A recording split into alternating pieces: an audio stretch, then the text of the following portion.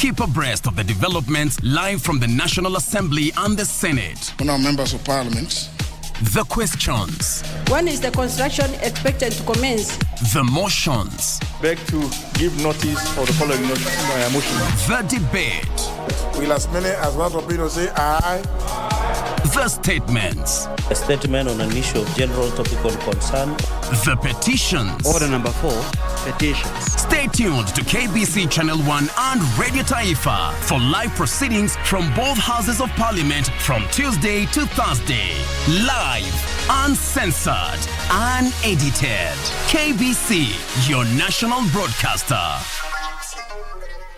Ili kupata skiza tune ya Sitoki Jikoni kwenye simu yako, dial *811 *816#. We, umeingiaje kwa hii jikoni? Wewe wachana bwana, wewe ujui tulitokea wapi? Wacha hata wewe toka hapa. Wacha upuzi yako hiyo. Toka nje bwana. Hii jikoni niko hapa ndani. Na nitakaa hapa ili make decision. Wacha maneno yako bwana, toka nje bwana. Wewe unajua tulijenga hapa watu wawili jikoni. Wewe kwa wakati nilikuwa naandikishana contract ya kufanya kazi kwa hii jikoni. Wewe toka bwana, wacha kupata skiza tune hiyo ya Sitoki Jikoni, dial *811 *816#.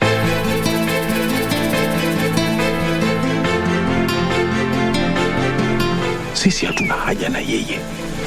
Haja yetu ni mama yake. Watakutupa jaani kama taka wewe. Hivi ndivyo utakavyokuwa ukinikaribisha kila siku. Nikisimama hapa namuona kombo tu. Wewe sikuoni. Zari hakustahili kuwa hai kabisa. Mimi niko sawa. Taka nini mama?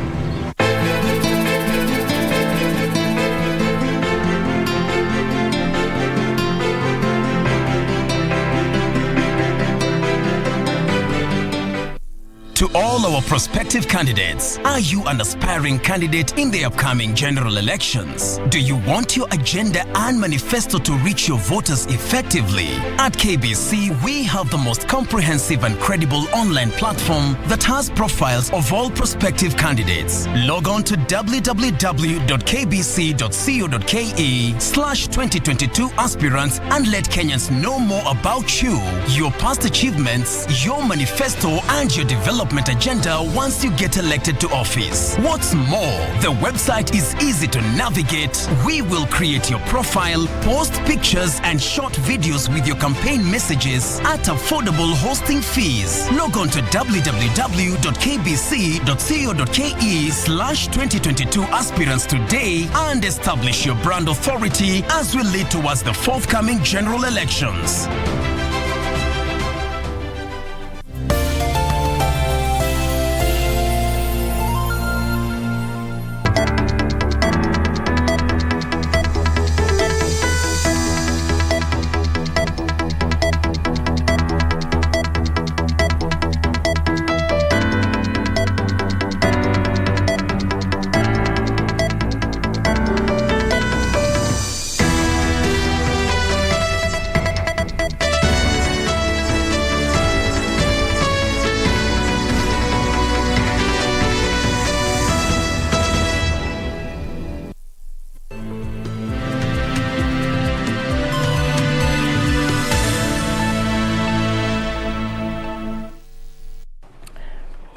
Good afternoon. Thank you for creating time for us. This is KBC. A very warm welcome to the Lunchtime News. My name is Irene Muchuma Udim. On sign language interpretation, we have Anne Wangeshi. Do interact with us on this first day of the month of March 2022, where Pamoja African Alliance has vowed to conditionally support former Prime Minister Raila Odinga in the August 9th general election, and political parties continue to take shape ahead of the August 9th general election. Let's interact on all our social media platforms this afternoon. Now, a 25-year-old girl from Nakuru County has challenged her physical circumstances to follow her passion of becoming a journalist. Rachel Nyokabi, who was born without limbs, did not let her disability stop her from following her dreams and pursuing her passion. She is currently engaged in online writing as she seeks employment. Purity Mseu has the details. When Rachel Nyokabi was born 25 years ago, her parents realized that she was different from her other siblings. I was born with physical disability. Both my arms and legs ziko disabled. Lakini my parents never gave up on me. Walinipeleka shule when I was still young. She was forced to be confined in a wheelchair and use her mouth to do some of the tasks the hands should do. However, that did not stop her from pursuing her dream of becoming a journalist. Pale shuleni nilipopelekwa walinifanyia interview na wakaweza kuona ninaweza soma because nilikuwa ninajua mambo kadhaa. Kwa sababu pia my speech is okay. Na wali manage kuona ability yangu kubwa iko kwa mdomo wangu. Na hapo ndipo nilianza kuandika kutumia mdomo, nikasoma kawaida kama mtoto mwingine. Nikamaliza darasa la 8 mwaka wa 2010. Na nikaperform vizuri, nikaweza kwenda kujoin high school at Joytown Secondary School. It's a special school and it's in Thika. Mimi nasema mama wote ke please hapana weka toto ndani kama iko disable ama anything, please come out because watu iko mingi is helping. Following in the footsteps of great journalists despite her circumstances. With a great dynamic presence and bright smile, Nyokabi began online writing after finishing her journalism diploma course. Niliishi kutamani kusomea utangazaji, lakini sikujua nitaweza kufikia lini ndoto yangu ya kuwa mtangazaji pia. Niliweza kujoin shule baadaye on 2017 when I did journalism and mass communication at diploma level, na niliweza kumaliza last year. Ako na ndoto ya kukuwa mtangazaji na tunayamwombea pia. At least siku moja hata sisi tumuone akisoma news na tutafurahi kwa ndoto yake imecome true. Nyokabi has artistic creativity and ambitious story that defies her circumstances. From a life without limbs, she is truly living a life without limits. Purity Museo, Lunchtime News. Residents of Moist Bridge, Uasin Gishu County, are demanding answers following the death of 2 people in the alleged hands of police. They claim officers in the area are notorious for demanding bribes, failure to which the officers resort to physical violence. They saw the scenes after the angry residents took to the streets to demonstrate against the state of insecurity in the area. Kama Matiang'i ndio kazi ulipewa na wananchi, tumechoka, hatukutaki tena. Lakini wewe usiesi wasirende, lazima haki itendeke.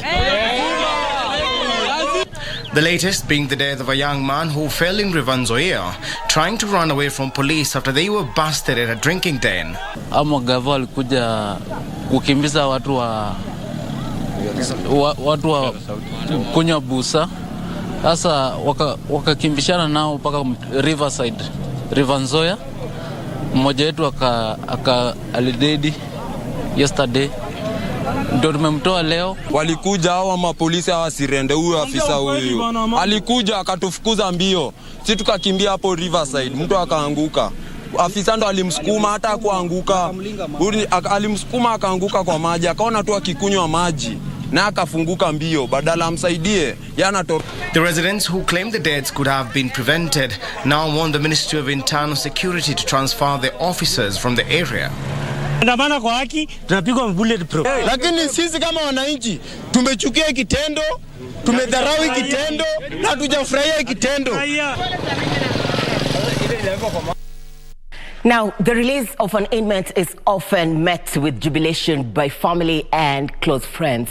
At the Corinda Women Prison in Busia, the release of one Jacqueline Utoro was not only celebrated at home, her former inmates organized a befitting farewell after 3 years behind bars. Take a look. There was joy at the Corinda Women Prison in Busia County during the farewell ceremony of a prisoner after serving her 3-year sentence.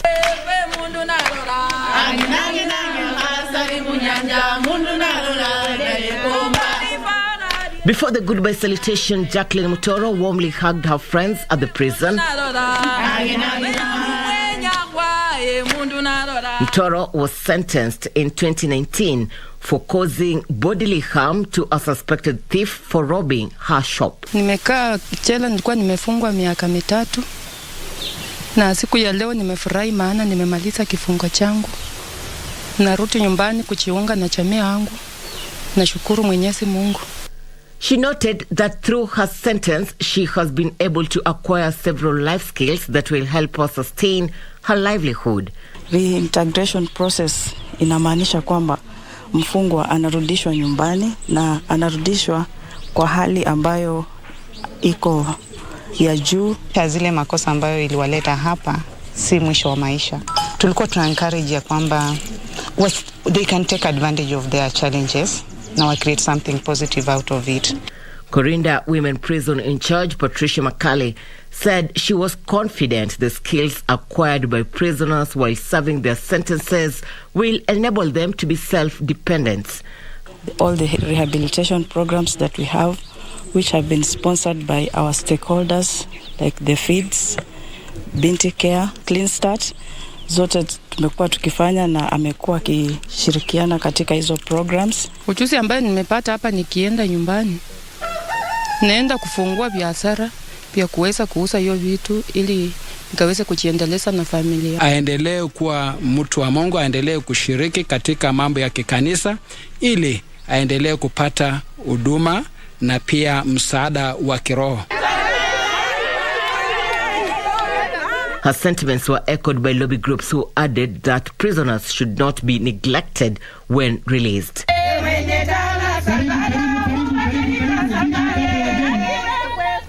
For Mutoro, it was time to reunite with family back home amid a waiting celebration.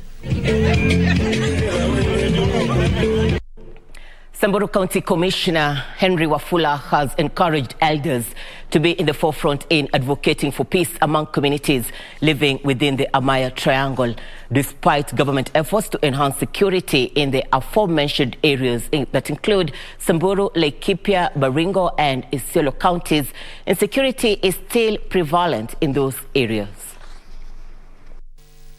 Different organizations have partnered with communities in Samburu, Laikipia, Baringo and Isiolo counties to organize a 3-day workshop in which stakeholders from the 4 counties were invited to discuss how to improve security in the area. Tumekubaliana na mwenzangu na hawa county commissioners wengine na hawa wengine kutoka county ya kwamba sasa tutakuwa tunaenda mashinani. Tukimaliza hii ya leo kwa sababu ni ya kwanza mwaka huu, tutaomba mashirika haya na yale mengine ya tuongoze, ya tusupport. Ndio tuende sasa kwa wazee huko nyumbani, kwa vijana wetu wa Morani na vijana huko ambao saa nyingine wanashughulika na hii, tuongee tukiwa na viongozi wote. Community Safety Initiative Chief Executive Officer Milka Lolkurum said the workshop is meant to assess the effectiveness of the government's existing strategies towards enhancing security and peace building. Jambo ambalo tumeona ya kwamba inachangia sana upande wa Laikipia ni operation ambayo imekuwa employed na government. Huu umefanya watu wengi kuwa na revenge, especially pastoralists. Ukiwa paka mashinani kama machiefs na assistant chiefs katika location yako, sub location yako, lazima uwe na black book ya kuandika wale wahalifu ambao wataingia. Wakiingia tunaanza kufuata. Kazi yetu ni kufuata. The stakeholders believe that solutions towards enhancing security will be agreed upon, but only if area chiefs and the county commissioner offices work together, as well as by involving the local communities in dialogue efforts. Victims of the 2007-2008 post-election violence have called on politicians to support their peace campaign ahead of the August 9th general election. The peace ambassadors, drawn from 33 counties, want politicians to exercise restraint in their public engagement activities to avoid stirring animosity in the citizenry.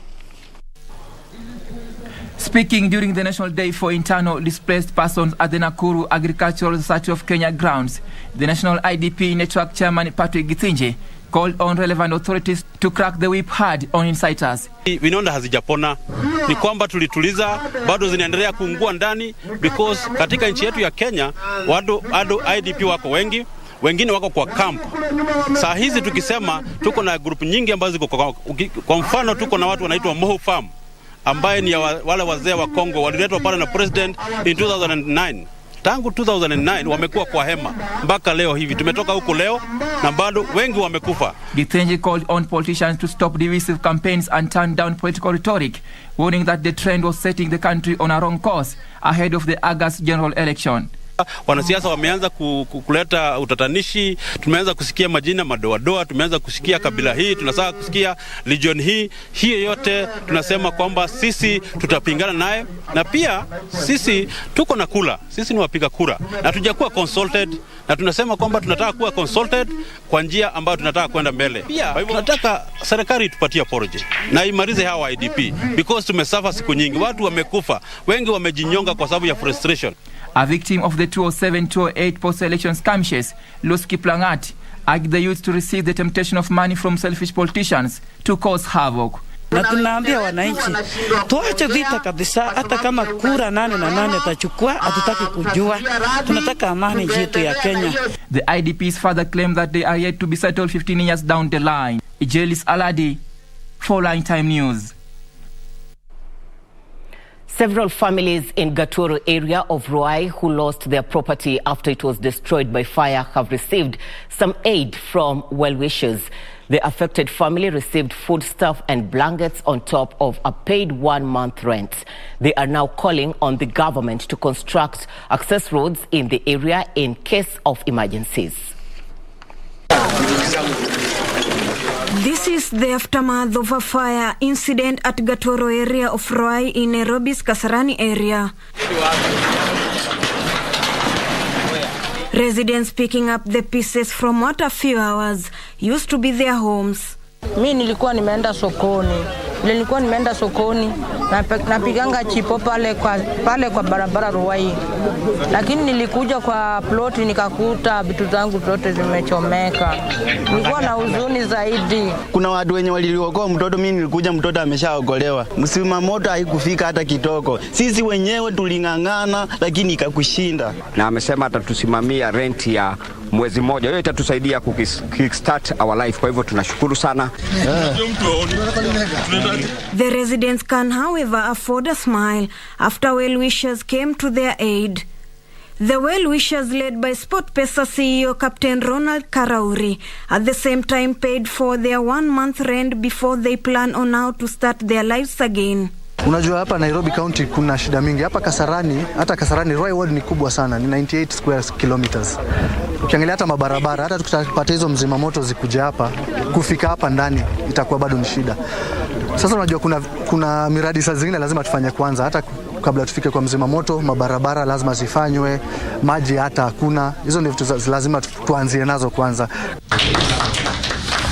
Elsewhere, Kenyans have been urged to donate food surplus at their disposal to the needy population.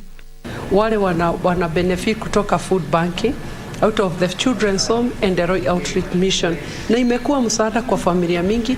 Saa hizi watoto niko nao 34 wale wako in-house, na hizo familia ni 100, na mmekuwa msaada kwetu. Say thank you most sincerely for on behalf of the children. I know very well that if these children were here today, they will sing a song. Speaking during celebration of 5 years, Food Banking Kenya urged partners of goodwill to come on board and continue feeding the needy in the community. Wakati tunapeleka hizo chakula shuleni, unaona kiwango cha watoto ambao wanakuja shuleni kinaongezeka. Kwa hivyo kunakuwa na ile retention ya watoto katika shule. Ruth Wamboi for Lunchtime News. Teachers Training College students have taken to the streets to demonstrate what they have termed as inhuman treatment by the college administration. The students are lamenting hiked fees and inadequate teaching staff and equipment despite paying requisite school fees. Training college students are demanding a better learning environment. The students went to the Kitui Central Sub-County Education Office to seek redress. Last time we spent the whole of term without Wi-Fi, yet we had paid for it from the beginning of the term. We started enjoying this Wi-Fi this term. Also, the curtains in our cubes, they were provided just the other Saturday. That is the last Saturday. Again, also about the diet, they improve it one day, then the following day, they interfere here with heat, they relax. The issue of water, in fact, we are drawing water from an oasis somewhere, which is very risky to our lives. Sanitation is not good, the hygiene is not good, the diet is not supporting our health, and also even we are missing our clinical officer. We don't have this time, in fact, our clinical officer exited. The students further adding that their cries have for a long time been falling on deaf ears. Our chief principal is nowhere to be seen. Our grievances are not taken seriously. Hata choo zetu shule ni chafu. Haya tunapata ugonjwa. CBC ni tuliambiwa ni kitu practical. Alafu tumekuja huku wanatuambia na theory. Hatuna lab, computer lab, hatuna library shule. Tunahangaika, tumeteseka na tumelipia pesa. The efforts to reach the school principal proved futile as he wasn't available in the institution or on phone. Kitui Central Sub-County officials have however promised to look into their grievances. Yusufar reporting for Lunchtime News. Now, the National Assembly Committee on Energy is currently clearing the principal secretary in the energy docket. Let's cross over and listen in. It is left before metering or before commissioning, expecting Kenya Power to take over. Like in the constituency that I come from, you get a lot of transformers that are all way back 2013 up to now. They don't work. We have complained all over, it doesn't work. So my question would be, I believe the PS should have actually has a list across the country where transformers are failed, which transformers are these, where are they, so that you have also an implementation sort of things, so that we should not be complaining all over. Because I believe if my constituency is that way, then other constituencies are the same as that. Thank you, Chair. We will now go to listen to the issue of meters. So that we can extract a commitment on behalf of the Member of Parliament for Magarini. But another very crucial issue has been raised, and I'm sure it has been noted, on the issues of transformers. Some that are also not functioning. In some other constituencies, there is a transformer, and one day and the following day is taken, not stolen, taken by staff of KPLC, relocated to other areas. There's quite a bit of work that you have to do now that you stepped in the other day. But let's allow the... Chair, just before. Okay, all right. Okay, thank you, Chair. I think I want to pick on what Aramat has just said. Honorable Aramat, is that it is true, Chair, that we have a challenge where lines are constructed, power lines are taken to the villages, to schools, then thereafter there's no commissioning of that line or metering of that place. So what I would want us maybe to get from the ministry is it possible for them to relook into this matter in such a way that if REREC is doing a project, they do it to metering and then billing is left for KPLC, so that at least things can go smoothly, because that is where the challenge is.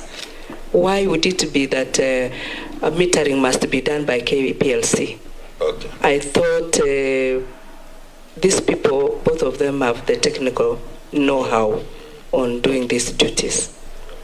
All right, thank you. I think, again, why this concern is that you are giving us a promise that in the next financial year, LELEC will do the project and they will do the metering. The billing will be left to the KPLC. I think that is the commitment you are giving us. But again, in between, we want to know that the very many projects that have been completed, giving Kenyans hope that there will be power and there is no power. How quickly can we get that done? There was an issue that was raised by Risha also as to the issues of metering. There was a conflict. I hope it has been resolved. Despite all these issues, as you give us a commitment on what we expect on Magarini, not just on the metering, I want to expand the expectation, but also to what is it going to be done by when. There are all these schools without metering, and what is it that we can extract from you on behalf of Magarini within the coming couple of days as you exit from that area? I think I want to take upon myself that we can raise close to about 1,000 meters that can actually be given to Magarini. That is a commitment I want to make. And National Assembly Energy Committee engaging the Principal Secretary in the energy docket in regards to questions raised by a number of members of Parliament. Kevin Washira is on the ground. Be sure to catch up with him in our subsequent bulletins with the details on the same at 7 and 9 p.m. KBC Lunchtime News is taking a short commercial break. We'll be back with more. Stay with us.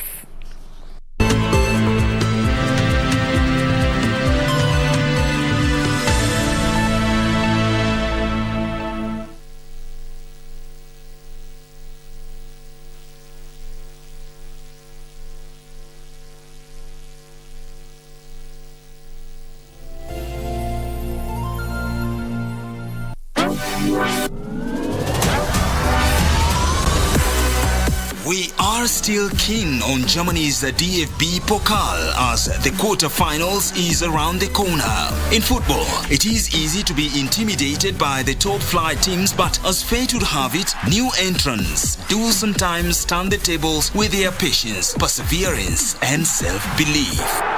Borussia Dortmund are out of the competition. St. Pauli take all the spoils. It is therefore a tight affair this Tuesday, 1st of March 2022 at 10:45 p.m. in a match pitting Union Berlin against FC St. Pauli. Watch this spectacular duel live and exclusive on KBC Channel 1. KBC, your true sports partner. Mundos divididos por una sombra de traición. I know that your father made a scene, but don't let that bother you. I understand why that makes you angry, and I know a lot of other things are bothering you. But you can't hold any of us responsible for that. Why are you waiting for the wedding to take place? I'm sure that Damian Ferrer is going to try to hurt Marielle in order to stop her from getting married to his son. Did you know? Because of all those things you did, you could end up in jail for the rest of your life. You want me to call the police? For goodness sake, you have to help me. Please cut it out, attorney. Lying heart fue sembrando el veneno y la ambición. Do you have a news story to share with KBC? Get in touch swiftly on email news@kbc.co.ke or call 0723-892-654 or 0734-780-124.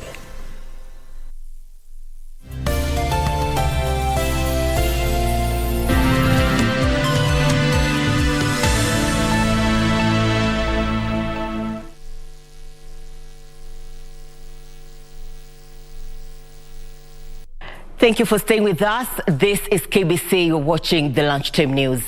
A man has been charged in Kiambu Court with 2 counts of human trafficking.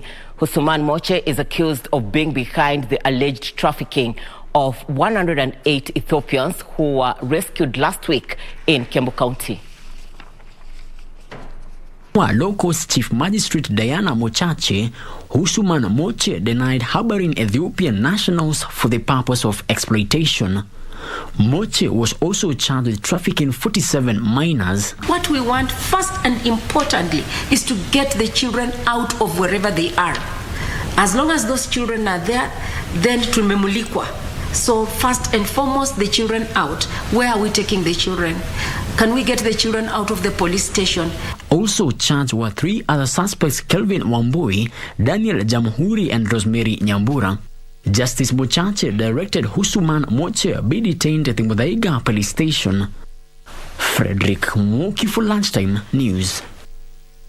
Over 800 families in Mahimahiu in Naivasha, Nakuru County have vowed to stop any further activities on the ongoing construction of the standard gauge railway in Mahimahiu, Naivasha until they are fully compensated.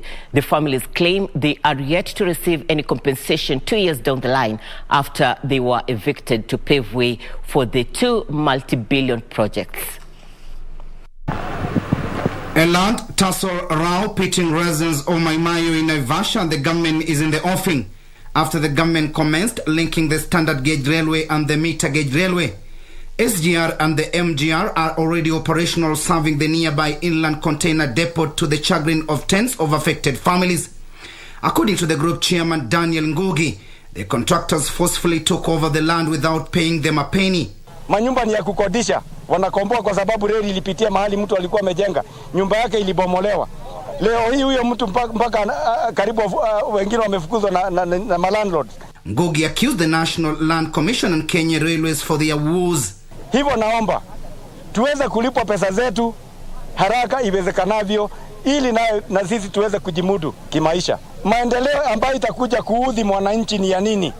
Margaret Mudhoni, a victim, says she has been left landless after her 2.5 acres were allegedly taken by the government. Mimi kwanza nimeadhiriwa sana sababu hiyo shamba yangu ilikuwa 2.5. Sasa nimebakisiwa kakuota na hiyo shamba ndio nilikuwa na lima, alafu ninalipia watoto school fees. Kwa saa hii hata mkienda shule na sikundanganyi, mimi niko na ndeni mingi sana kwa shule sababu hiyo shamba yangu. The chairman of Maimayu community, John Kihiko, challenged the NLC and the Kenya Railways to keep their part of their bargain and pay the affected families. Sasa tunauliza hata kukijengwa mambo mengine hapa pengine yatajengwa bila kulipa watu. Sisi watu wa Maimayu community tunataka kila mtu alipwe haki yake. Naomba mheshimiwa Uhuru utusaidie kabisa sababu hapa Maimayu tunateseka kabisa, hatuna wa kutusikia. The National Land Commission and the Kenya Railways have however pointed an accusing finger at each other over the compensation standoff. Timothy Kipnoso for Lunchtime News. To political temperatures now, Pamoja African Alliance, or if you like, PA Party, now says it will support Raila Odinga's presidential bid on condition that it will independently field candidates in all other seats. Details on this and many more in the political wrap. Pamoja African Alliance PA party leader Governor Amason Kingi said his party will field candidates in a gubernatorial, senatorial, parliamentary, women representative and MCA in Kilifi County. Speaking during his tour of development projects in Rabai, Kisurutini ward, Kingi argued that electing leaders in Kilifi through PAA will give the county a better representation. Manake mkipigia wabunge wengi wa chama cha PA nguvu mngeziacha katika mikono ya Warabai. Tutakuwa na sauti ndani ya serikali ya Raila Amolo Odinga. Kama una mala ufaidi, ikiwa ni tufaidi serikali ya Raila Amolo Odinga, lazima tuwe na nguvu pale ndani. Kumfanya Raila rais si huja ni kupata faida ndani ya serikali ya Raila. Elsewhere, 2 parliamentary aspirants have defected from United Democratic Party UDA to Raila Odinga's Azimio la Umoja movement in Narok County. Mimi nimekuja hapa nikiambia hawa ndugu zangu karibuni sana, tunawapenda sana na tutahakikisha hizo viti mtapata. Kwa hivyo coordinator wetu wa hapo Narok County alikuwa UDA coordinator, sasa amekuja Azimio na ameingia straight away. Huyu kiongozi ndio MCA wakati huu wa Narosra ward. Huyu kiongozi amekuwa kiongozi kwa zaidi ya miaka 20. And the Somali community living in Isiolo have unveiled a youthful candidate for the deputy governor's seat, led by the Somali Council of Elders chairman Abdikadir Sharif Abdullahi. Members of the community unveiled 33-year-old Omar Hassan Mohammed. Tutachange cheo yoyote tutapatia vijana, na hiyo tumeanza na itaendelea. Hii women vile naongea saa hii ni kijana msichana ambaye MCA saa hii na kijana mtaule ndio hiyo. Kwa hivyo tunataka watu ya Isiolo na Wakenya wote kabila zote, huyu kijana yetu atatumikia.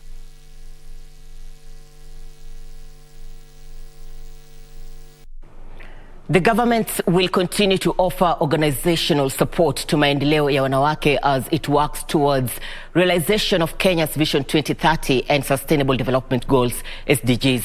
Cabinet Secretary for Public Service, Gender, Senior Citizen Affairs and Special Programs, Professor Margaret Kobia, recognized efforts made by the organization in marshalling grassroots women and supporting government in implementing and coordinating policies regarding women in leadership. Speaking during the 70th anniversary of the organization in Kakamega, Professor Kobia said through the contribution of the organization, Kenya has improved on the Gender Development Index. Gender Development Index measures a country's access to education, health, life expectancy, and well-being. Kenya has improved from number 118 in 2018 to position 95 in 2020 out of 186 countries that were evaluated.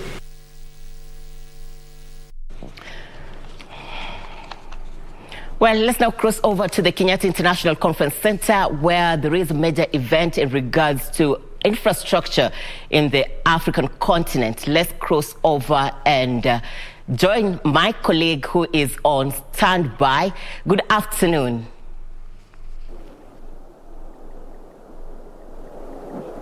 Good afternoon, Irene. We are here at the KICC for the second day of PIDA Week.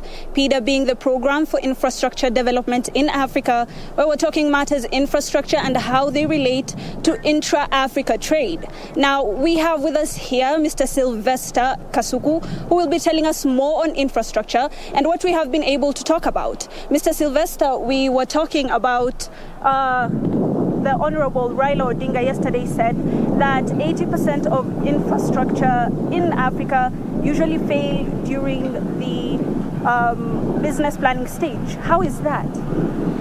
Yes, most likely the issues are always about financing, and a lot of projects do face financing problems. And particularly if we are talking about areas where governments need to take a lead in financing of projects, sometimes they take quite a longer gestation period for them to mature into actual implementation and actually completion on time. So there is always an issue of resources, and in terms of financial resources, and then the time resource is equally usually a constraint. But where you need private sector to come on board, particularly under PPPs or concessions, again, the problem is usually how perhaps to de-risk infrastructure projects in the continent. Many a times investors are not keen on very long-term, projects with a lot of time to recover the investments they've had. And this is because of some of the administrative challenges, as well as issues of change of government. So going forward, these are issues that need to be fixed. We need to fix the risks that deter investors from investing in Africa. We need to deal with the issues of finances, and we need to deal with the issues of timelines for delivery. Of course, the delegates have been preaching on public-private partnership in order to finance infrastructure projects, especially in the continent. However, the private sector are saying we need bankable projects, and at that, we need to be sole runners of infrastructure projects. They're saying that we are not being involved privately. We need to have full control of this infrastructure projects. Is it possible then to have a scheme where the private sector can run infrastructure projects, and not just small infrastructure projects, large ones? Yes, very possible, and note that it is not happening. There are a lot of infrastructure projects right now. Actually, between the year 2012 and now, there are a lot of mega infrastructure projects. There are some which are like $1 billion, others in the tune of $800 million, others $900 million, others $700 million. And a lot of these are usually actually port projects. Whether you are looking at the port of Alexandria, you are looking at Tangier, you are looking at the port of Lobito, you are looking at the Tema port, you are looking at the port of Abidjan, you are looking at the port of Djibouti. All these have attracted private capital, and in a large scale, I mean in large numbers. And I believe that a lot of other projects can equally attract financing in Africa. However, the reason why port projects attract easy financing is because they're usually dollar dominated, particularly in terms of transactions, and actually they are able to recover their investments faster. But areas where there are difficulties, particularly with bankable projects, is mainly when you're talking about highways as well as railways. And of course, railways is the one that usually faces the greatest difficulty. But infrastructural services like electric power supply has always had a number of financing instruments being offered. And the same applies to pipeline projects, particularly for oil, because again, these are infrastructure projects with bankable, streams of income. So just to cut you off there, we're talking about infrastructure projects that the private sector wants to run. Okay, you're an expert in matters integration, cross-border trade, and you were talking about coming up with an integrated digital money system in between countries. Is that possible? Can we hope then that there will be a time African countries will be able to trade with each other on the digital platform? Absolutely. Digitalization is actually the next sector of the economy. And it is estimated that by the year 2030 we should be having the digital economy actually accounting for about 10% of GDPs in Africa. Again, going forward, having seen challenges that were caused by the pandemic, when physical movement became a challenge, again, going digital is actually the one measure that is going to ensure that whereas we have difficulties in terms of accessing different parts of Africa physically, but using digital platforms, we should be able to transact without really making physical movements. Again, what needs to be done with regard to digital platforms is to ensure the integrity of the platforms, and through e-commerce, we must have integrity in terms of transactions, in terms of goods that are moving, so that we don't move goods that were not intended to be moved. And we do not move goods that are said to be illegal in the name of moving a good that is legal. And that a good arriving at another destination and you find that you have actually received the wrong good. So integrity in terms of e-commerce and integrity of the digital platforms.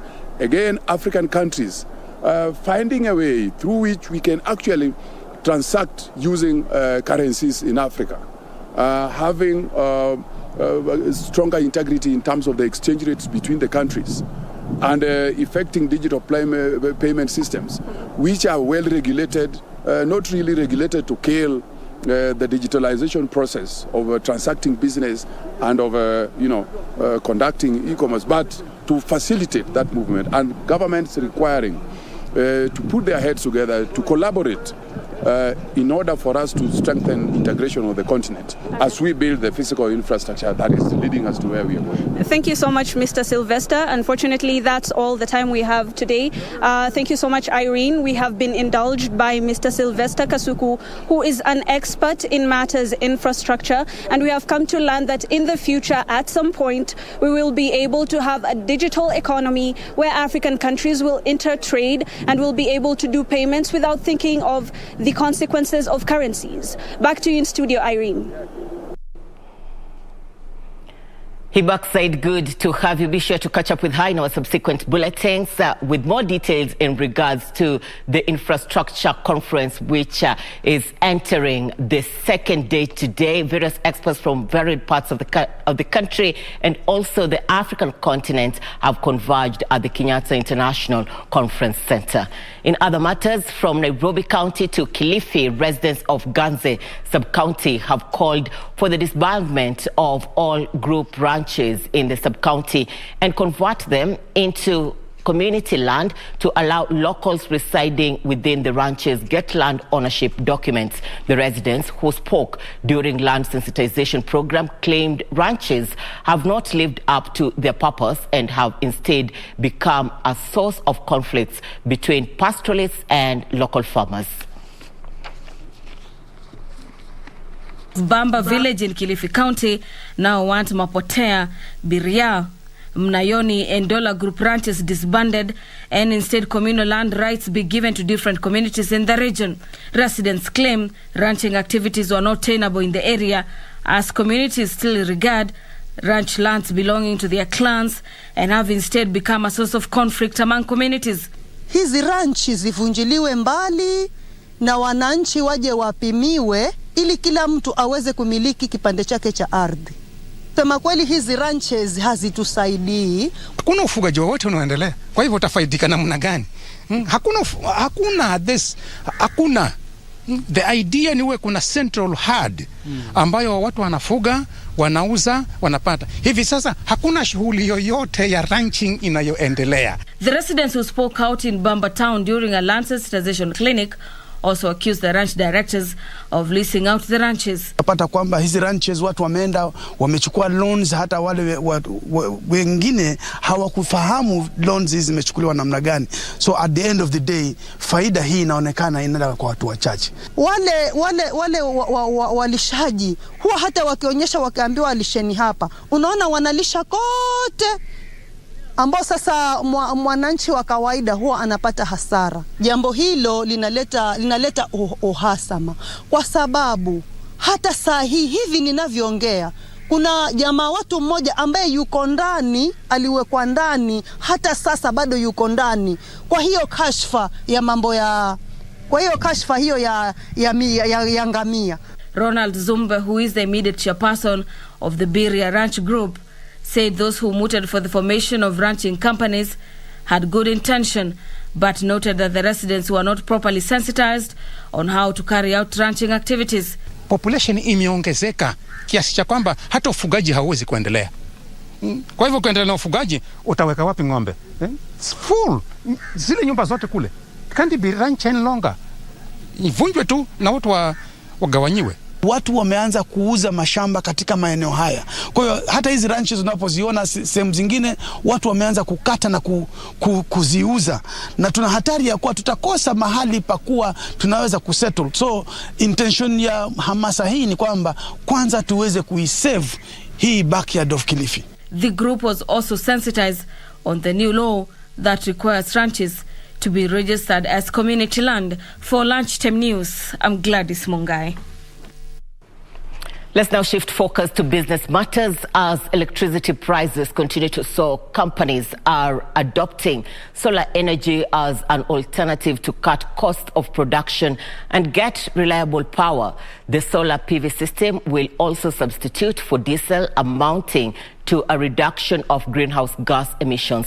Crystalline Salt's company has put up solar panels that has the capacity to produce 4,000 kilowatts of power. Crystalline salt manufacturer has benefited in the project funded by the government of Japan to reduce greenhouse gas emissions through installations of panels.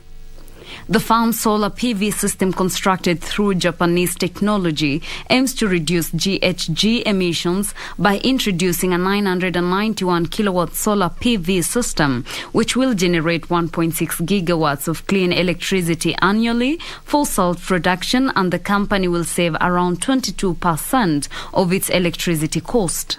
The report further noted that the solar PV system will substitute around 24,000 litres of diesel each year, amounting to a reduction of 1,268 tonnes of carbon dioxide.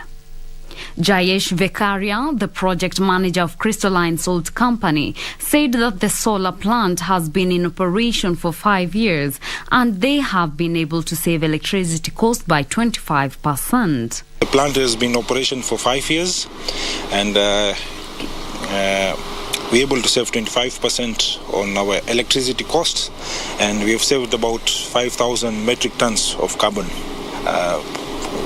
going to the environment, either by the means of the genset or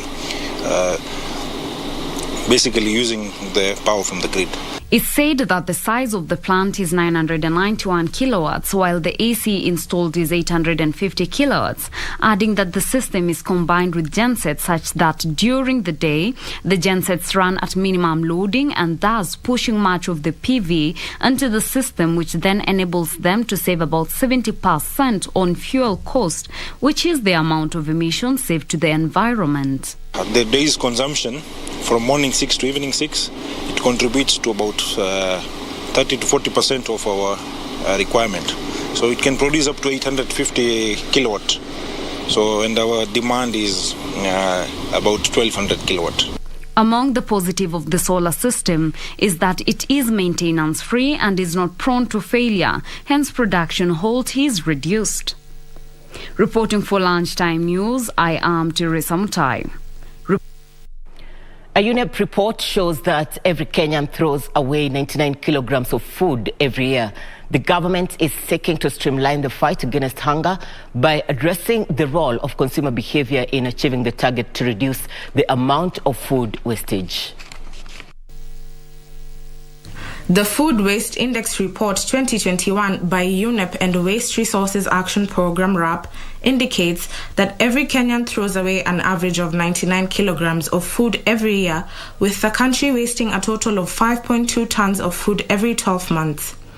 COVID-19 plunged the country deeper in its food insecure status, with the Kenya National Bureau of Statistics estimating that about 12 million people are food poor. These are the people whose income doesn't enable them to consume enough calories for a healthy lifestyle. In a country with perennial food shortage, waste management can go a long way in alleviating food insecurity. Food Banking Kenya Executive Director and co-founder John Gathungu says his team is working to ensure that food aid is able to reach those in need, with most of the proceeds pumped into school to ensure that children have nutritious supplements. Nutrition wise, unapata ya kwamba ile chakula ambayo tunawapatia, tukiangalia kama uji, iko na mawere, wimbi, mtama. Hii chakula ni chakula ambayo ni nutritious sana kwa watoto ambao wanakuwa. Na kwa sababu sana sana tunafanya kazi ama tunarisha watoto ambao ni wachanga wa primary school, hii inawasaidia hata katika masomo yao. Based off CSR strategy lead Neema Masinde encouraged more investors to partner with them in order to mitigate the high food insecurity rate as a means of alleviating the hunger problems not only within the country but also globally. With this project, we came on board in order to help fight food insecurity, like we said, but also because it was aggravated so much by the COVID-19 pandemic. Worldwide and also locally, we understand that a lot of people know that COVID-19 is a pandemic and that it affects health, but it has a ripple effect to food security. Ndutamo Kami for Lunchtime News. The Nairobi Metropolitan Transport Area Authority, NAMATA, has moved to clarify information regarding specifications of buses it requires from potential suppliers. The Acting Director General for NAMATA, Francis Gitau, says the agency will have a conference with interested bidders on March 8th to expound on the terms of engagement in the BRT bus supply tender. February 1st, 2022, Nairobi Metropolitan Area Transport Authority, NAMATA, invited sealed tenders from original bus manufacturers, motor vehicle dealers, leasing companies, financial institutions and interested firms for provision of buses and transport services for the Thika Road BRT project. However, misinformation regarding the types, methods of propulsion and periods of supply of the buses began to emerge, with a section of local bus manufacturers saying the tender was designed to lock them out. NAMATA stipulated that petrol and diesel-powered buses will not be allowed in the pilot BRT project as part of government efforts to reduce greenhouse gas emissions, with only electric and some hybrid vehicles being deployed on the dedicated lane for large-capacity buses to ease traffic congestion. In a tender notice, NAMATA has called on bidders to express their interest to join a conference to be held online and will be seen as an avenue to offer clarity on the buses it needs. The authority has provided interested firms with an option of selling the buses or a lease of tenure covering a period of up to 12 years. Alanauko, Lunchtime News. The World Bank has injected 28 million shillings Ghanaian state grants into the operations of 400 small and medium enterprises in Ghana to support their recovery from the COVID-19 pandemic. The financing will be available for technical assistance and grants into SMEs with high growth potential to improve their productivity and support job creation. Here now are the details on this and much more across Africa. The Ghana Enterprises Agency has disbursed the grants as part of the country's economic transformation project. The funds were disbursed to business in the agro-processing, food and beverage, healthcare, and manufacturing industries. Under the Tourism Development Project, the agency has also made grant funding available to SMEs in tourism, a sector that has been disproportionately impacted by the COVID-19 crisis and related travel restrictions. The project is to lay the foundation for increased private investment in Ghana through improving the business environment, facilitating access to industrial land, and bridging the gap in access to finance for firms. Meanwhile, the Ministry of Agriculture and Rural Development of the Republic of Mozambique and energy company Eni has signed an agreement for the cooperation and development of agricultural projects in the country, aimed at producing oilseeds and vegetable oils to be used as agro-feedstock for the production of biofuels. Under the agreement, they will be able to assess potential sites and the most appropriate crops for the production of oilseeds and vegetable oils, focusing on areas that would not compete with food production and taking into consideration the preservation of forests and natural ecosystems. Other initiatives include the collection and valorization of agricultural and agro-processing residues, byproducts, and co-products for the production of biofeedstock and natural climate solutions. Finally, MTN Rwanda has rebranded to reflect its evolution from Rwanda's most valuable telecommunications provider to the nation's leading digital technology company. The rebrand reflects MTN's group commitment to its Ambition 2025 strategy to build leading digital platforms that enable Africa's progress across the telecom, fintech, infrastructure, content, and messaging ecosystem.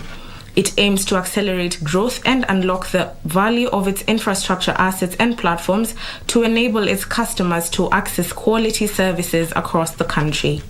The digitization of their distribution channel and unveiling the fresh look will enhance the way of doing their business to their valued customers and stakeholders.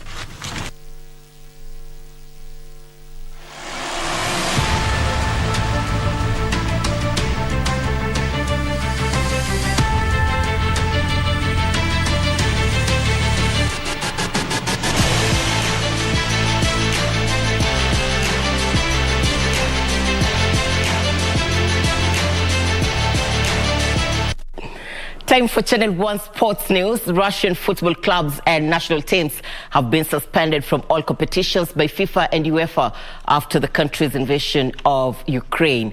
The two soccer bodies decided to take action after Russia, supported by Belarus, launched a military invasion of neighboring Ukraine last Thursday. FIFA and UEFA have suspended Russian football clubs and national teams from their competitions. The Russian men's team will not play their World Cup playoff matches next month, and the women's team have also been banned from this summer's Euro 2022 competition. The Russian men's team had been scheduled to face Poland in the World Cup playoff semi-final on 24th March. In club football, Spartak Moscow have also been kicked out of the Europa League, and their last 16 opponents, RB Leipzig, will advance to the quarter-finals. However, Russian football's governing body registered their disagreement with the decision and will challenge it in accordance with international sports law. FIFA had previously ruled that Russia must complete the upcoming games in neutral territory under the title Football Union of Russia.